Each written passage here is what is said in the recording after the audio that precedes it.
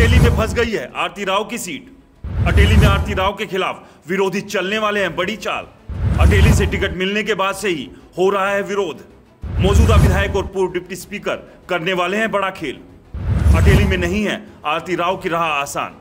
हरियाणा में बीजेपी में इस वक्त घमासान मचा हुआ है और यह घमासान मचा हुआ है टिकटों की पहली लिस्ट जारी होने के बाद। बीजेपी ने अपनी पहली लिस्ट में 67 उम्मीदवारों के नामों की घोषणा की थी। बस फिर क्या था, एक के बाद एक नेताओं का विरोध शुरू हुआ और विरोध इस कदर बढ़ा कि इस्तीफे एक के बाद एक गिरने लगे और इन्हीं इस्तीफों में कईयों ने निर्दलीय चुनाव लड़ने का ऐलान कर दिया तो कई निर्दलीय चुनाव लड़ने की तैयारी में जुट गए हैं। इतना ही नहीं, कई नेता तो दूसरी पार्टियों के साथ संपर्क साधकर उसमें शामिल होने भी जा रहे हैं। इस सब के बीच सबसे बड़ा संकट अब बीजेपी के लिए यही है कि एक तरफ कांग्रेस तीसरी बार हरियाणा में बीजेपी सरकार बनाने के रास्ते में एक बड़ा रोड़ा बनकर खड़ी है, तो अब वहीं अपने भी विरोधियों जैसा काम कर रहे हैं।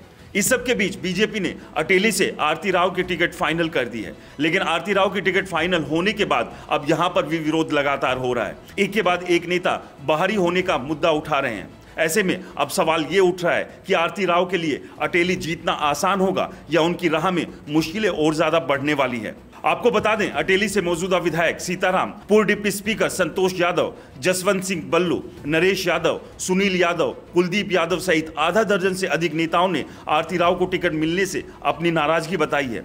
इसमें से कुछ ऐसे भी है जिन्होंने पार्टी का साथ छोड़ दिया है। तो इस सब के बीच पूर्व डिप्टी स्पीकर संतोष यादव दूसरी सीट में नारनौल से अपनी टिकट की उम्मीद जरूर लगा रही है।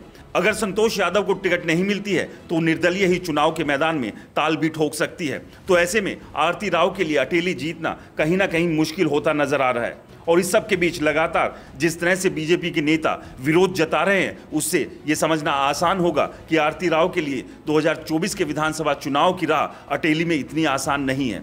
इसके अलावा अटेली में बाहरी का मुद्दा भी जबरदस्त तरीके से गरमाया हुआ है।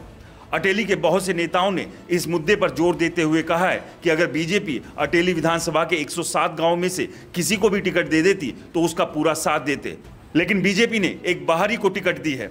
तो ऐसे में अब देखना यह होगा कि अटेली में आरती राव की राह कितनी आसान रहने वाली है और कितनी मुश्किलें उनके रास्ते में आने वाली है। आपको क्या लगता है, हमें कमेंट्स कर जरूर बताएं। रिपोर्टर जी चैनल को सब्सक्राइब नहीं किया है तो चैनल को सब्सक्राइब करना ना भूलें।